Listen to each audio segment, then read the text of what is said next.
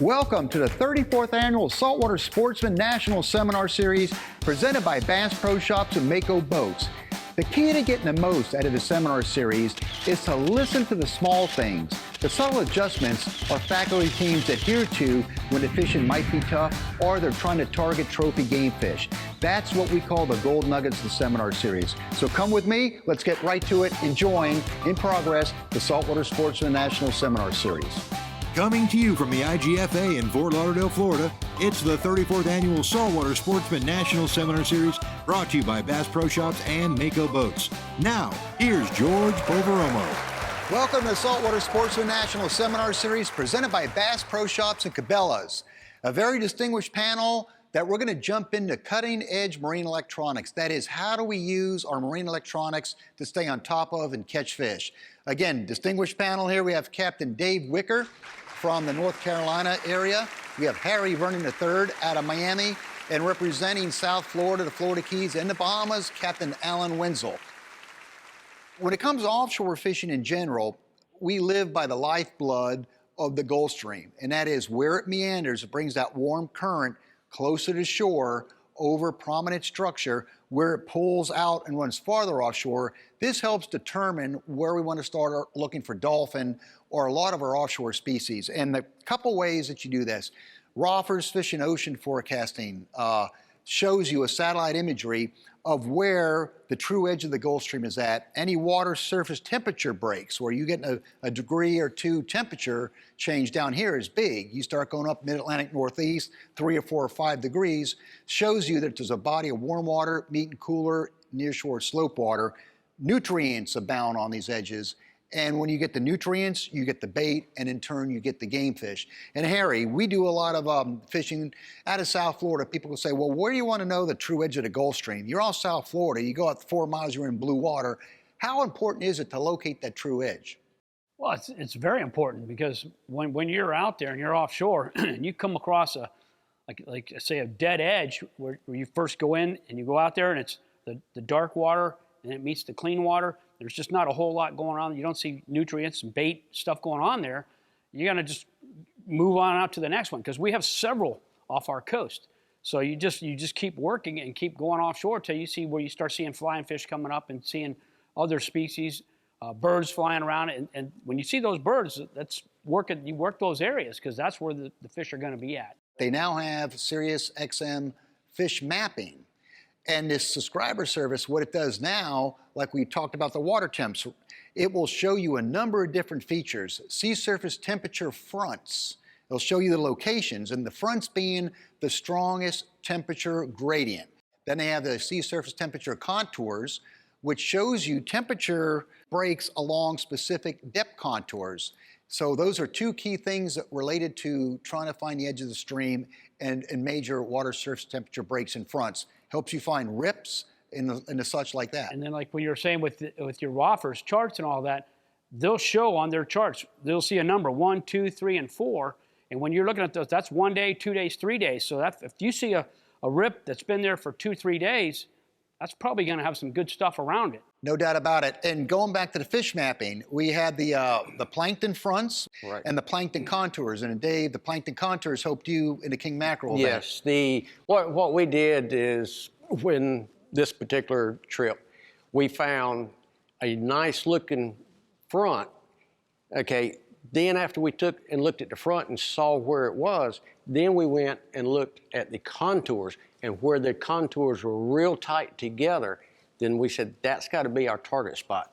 And of course, the closer they are, the tighter they are, the more upwelling you're going to have out of it. Plankton, again, it's the food to a lot of these bait fish. And you go for yellowfin tunas out in the Bahamas or wherever, you find the zones that have the heaviest concentrations, without a doubt, you're going to end up doing well. And Alan, you do a lot of offshore fishing as well as bottom fishing, and locating weed lines is a very big thing too. Yeah, weed lines, especially with this new service that they have, it always gives us a starting point. So we get there, we know where they're at, we always know what the real current's going to be. It's running 2 or 3 knots or whatever, so you can really kind of quickly do the math. But if you get out there, so many times that I've gone and it's almost been to the T, where you go right there, all of a sudden you see the birds, you let the lines out, you see a big weed line, It's amazing stuff. This new technology that we're using, it's been a game changer last year. It is. Go ahead. And then one of the things, you can put the weed line into motion for the past 3 days, and that will give you an indication That's of exactly. which with the direction. fish mapping by Sirius. Yes. Yeah. Of which direction that weed line is moving. Right, because we start looking for those when 3 days where they're at Key West, right? Because we fish in more in Isla Morada area, and we kind of watch them, see how they get bigger and smaller, or the breakup, and then we can kind of watch it. So, oh, wait a minute, this one's going to be really good, right? This is going to be the weed line that we want to go attack. Right, it helps you predict where it's going to be when you Yes. get out. So what we're going to do is we're going to dive even deeper into this, but first we have to take a commercial break. We'll be right back with the Saltwater Sportsman National Seminar Series, the panel dealing with using electronics to catch more fish.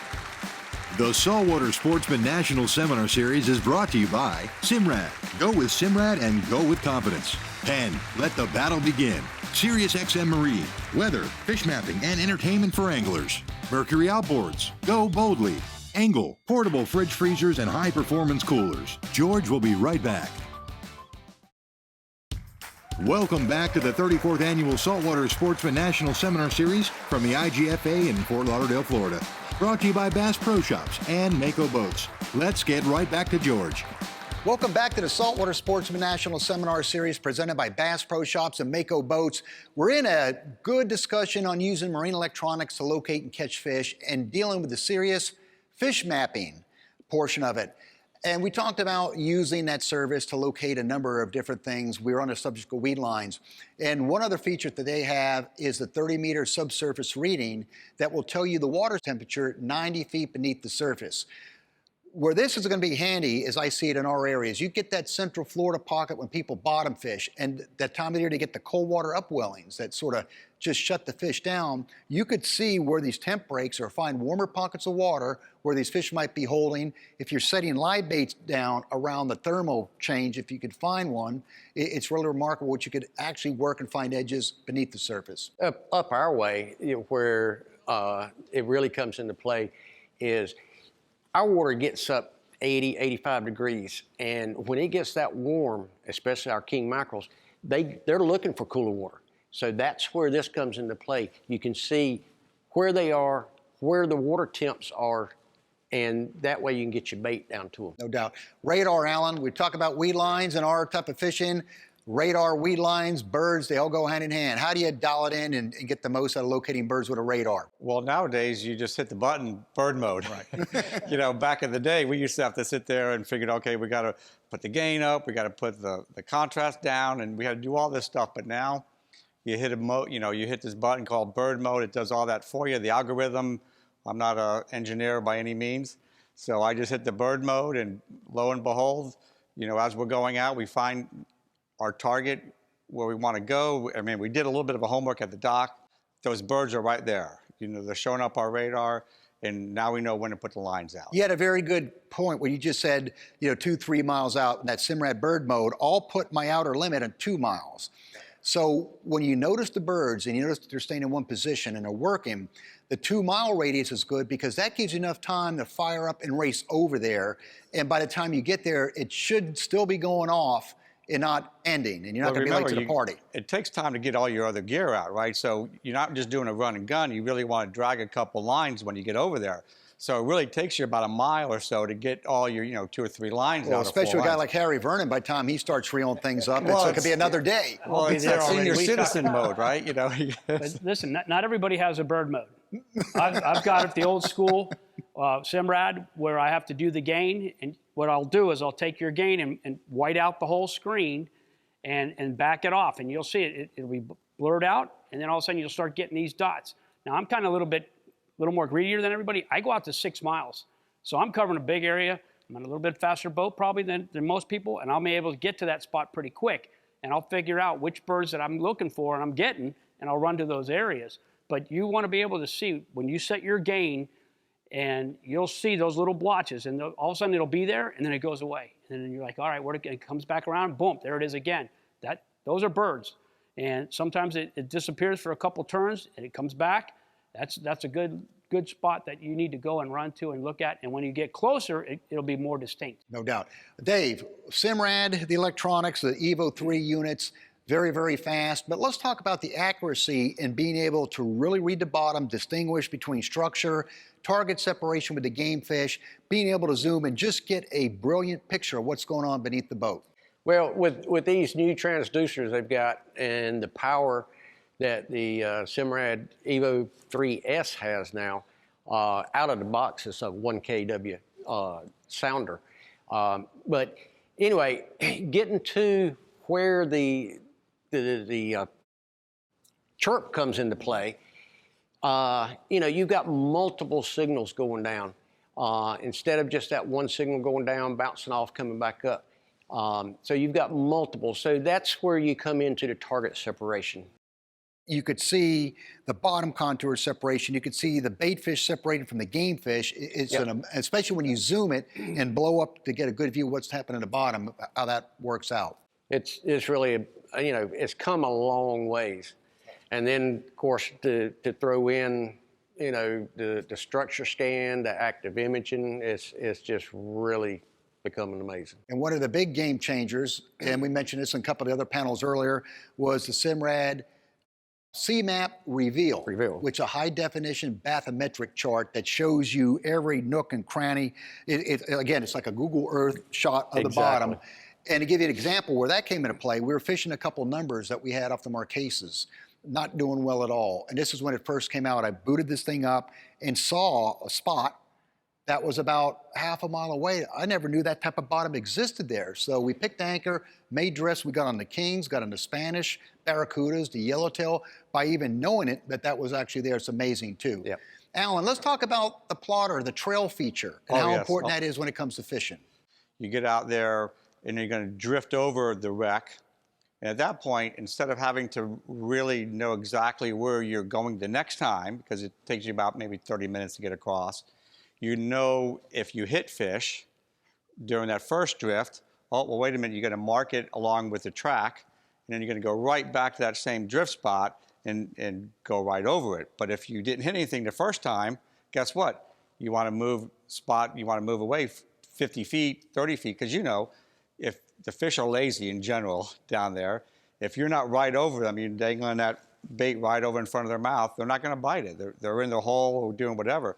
But they're maybe over 30 feet, and you're going to do that next time, and you're going to keep doing the cross until you find the fish. And it shows you exactly where you've been, which is absolutely great. And also, where we're going right now is to a commercial break. So hold on to those thoughts. We're going to come right back with the electronics session right after these words from our sponsors.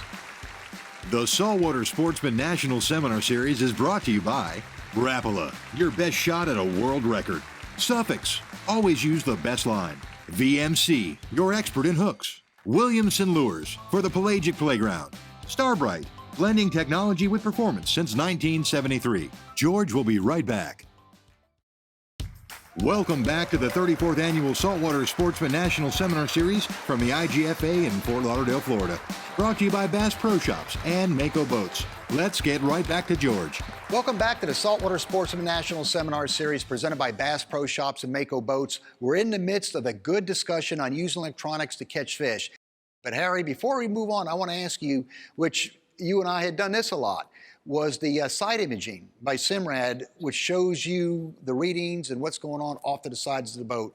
Give us a good example where that helps. Side scan's awesome. It's for tarpon fishing. If you're doing drifts, finding new stuff in the bay or in whatever areas that you're working, side scan, I'll put it out to 100 feet on both sides, and then I'll also use my plotter, and I'll plot certain areas, and I'll go back and forth. Obviously, I'll have a nice cold one there so I don't lose my track there, but I do a lot of night fishing, but for tarpon fishing and drifting, you'll sit there, you'll put your bait out at 40 feet, 60 feet, 100 feet, and you'll see the tarpon or permit or any other fish that come up, and to me, it's like cheating, and it works. And you'll say, watch that 40-foot line that's going to get hit, and sure enough, it gets hit. And you could bring your baits in closer or let them out further if you see fish going by. I've gone and moved to certain areas and say, all right, the fish aren't here, and I will sit there and watch the side scan. Also, oh, there they are, they're over here. And I'll set up a drift where they're going to come right into my pattern and just crush it. Side scan. A lot is of merits awesome. of the structure scan on that. All right, Alan, let's talk about. And the weed lines. Don't forget about the side scan and the weed line, the offshore. It's not just about bait Use it for fishing and everything. Because you wreck can look fishing. under the weed We line. look under the weeds quite a bit. I know, but we've talked about this many times. I used to send my son underneath the weed lines with a mask and snorkel to see if there was any big fish under there. But now, we've got all this new technology where I don't have to do that anymore. His mom thanks me a lot. Well, speaking of the technology, how things have changed with the entertainment aspects of boats, okay. You're with JL Audio, and you were the one who educated me on this a number of years ago, that it's a science to put in a solid sound system in a boat, and it's the balance. I remember when we were doing mine, that not only would you have speakers in the front, the sides, and the back, but there had to be a balance where the front was just as loud as the back. Something about the continuity. Explain the balance and what's going on with modern marine electronics in terms of stereo systems. Well, sure. Well, one of the things that when I ever get on a boat, we try to set it up as a system. We always identify where your listening area is, right? You want to make sure that if you have people in the bow area or the stern, the cockpit, the helm, whatever it is, you want to make sure that they have their own listening area. So when you're walking around a boat, it's like you go to a restaurant, right? You hear the background music or whatever. You don't hear it louder at one table versus the other table. So it's really the same thing. So we look at, your zone 1, maybe the bow, the helm. We always try to make the helm a little bit more of a sweet spot, so to speak, because that's where either the owner or the captain's, and he's the one that's doling out all the cash. So we try to make him a little special.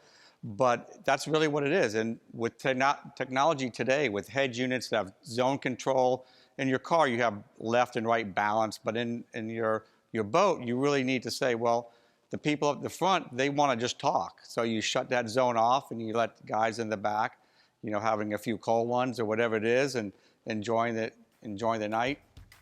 But other times when you're cruising, you want to be able to make sure they all do it. The Saltwater Sportsman National Seminar Series is brought to you by Columbia Sportswear. Stay cool and protected while fishing. Calcutta Outdoors. Hard-working outdoor gear. JL Audio. Ahead of the curve. ACR. Building survival products since 1956. Florida Keys and Key West. Visit flakeys.com. George will be right back. Welcome back to the final installment of the 34th Annual Saltwater Sportsman National Seminar Series, brought to you by Bass Pro Shops and Mako Boats. Let's get right back to George. But the cool thing now is what we have, it's all digital sound processing. Some of the newest, latest technology, which your next boat will have this, that we get out there and we just push a button. So we have cruise mode, sandbar mode, party mode, dock mode. So it's like we'll set it up as a lot of modes. So it's like you're cruising when you're driving at 60, or my boat does that. Yours may not. 20. But it's got all that growth on the bottom, so it doesn't go very fast. Yeah. But in reality, we want to make sure, because you got all the wind noise, the ambient noise, the engine noise. One, you got to have a subwoofer to cover that stuff up. But in the end, one thing you want to do when you get to the sandbar, which we all love down here in South Florida, is you want to impress the people out of the boat. See, when we're first setting it up, we want to make sure everybody in the boat hears it. But now all of a sudden everybody wants to get out of the boat. So now we can just EQ it, with an equalizer, a computer, and we hit the button, and all of a sudden now all the music jumps out of the boat and into the water. And you're the guy everybody throws sinkers at. Exactly. No, they're the ones that want to come over and hang out. Well, again, real quickly too, the saltwater is a brutal environment. Oh, yes. JL has been known with their speakers to really weather all of that. Yes. Well, it's the engineering and the technology that we do. Our engineers do a great job finding the materials. All of our materials go into the salt chamber, the UV chambers. And one thing about our product is that we always do it individually parts. Some companies will just put the whole speaker in this chamber and everything kind of hidden. Ours, we put the voice coil in, we put the cone in, and we want it to last 1,000, 2,000 hours in the chamber before we even bring it out. And probably the most important piece of electronics is what might save your life. And ACR, the EPIRB, Emergency Position Indicating Radio Beacon, every boat should have this. When you go out and God forbid you're in a distressful situation, you could turn this on. They'll send you coordinates to the satellite. They'll send those coordinates back to the local rescue forces, it's a lifesaver. But also, which is pretty unique from ACR, is a new safety item. It's called the rescue flare. Okay, it's a battery operated, shoots out the SOS distress signals, and you could see this from around a 6-mile radius.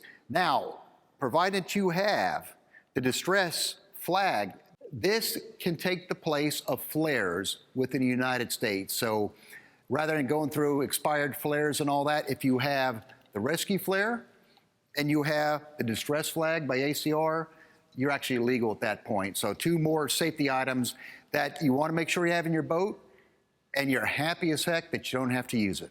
And I appreciate Alan Wenzel, Harry running the third, and Dave Wicker on that session. And ladies and gentlemen, we hope you liked that electronics panel, and we will be back with more Saltwater Sportsman National Seminar Series. Well, there you have it, this week's Saltwater Sportsman National Seminar Series. Now, adhering to Saltwater Sportsman Seminar Series tradition, you still have chances to win door prize drawings.